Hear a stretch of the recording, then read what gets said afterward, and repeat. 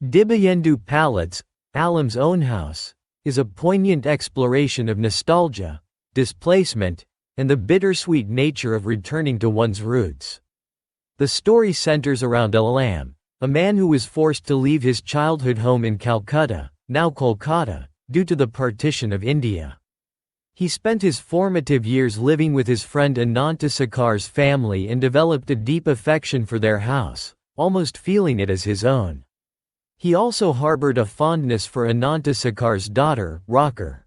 Years later, Alam travels back to Calcutta to attend a conference. He carries a potent nostalgia for his childhood home, holding onto vivid memories of every corner, window, and creak in the floorboards. The journey itself is filled with a yearning for the familiar sights and sounds of his birthplace. He searches for landmarks, Park Circus, Manaktala, Narkeldanga, each absence a fresh pang of loss. Upon reaching his old neighborhood, Alam discovers that the physical world has moved on. The iconic woodpecker tree at the gate is gone, replaced by something unrecognizable. Even the interior of the house feels alien. The Gandhiji portrait and the oil painting of the Battle of Plassey, once integral parts of his childhood, are missing. These missing pieces are symbolic of a time and a life that have vanished. Despite the changes, a sliver of hope remains. Alam hopes to reconnect with Rocker, the girl who embodied a sense of belonging and home for him.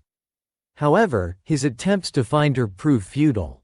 This adds another layer of disappointment, highlighting the impermanence of human connection and the transformative power of time.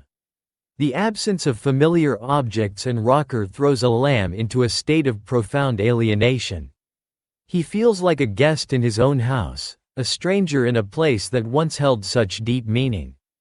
The emotional core of the story lies in this realization that home is not just a physical structure, but a constellation of emotions, memories, and connections.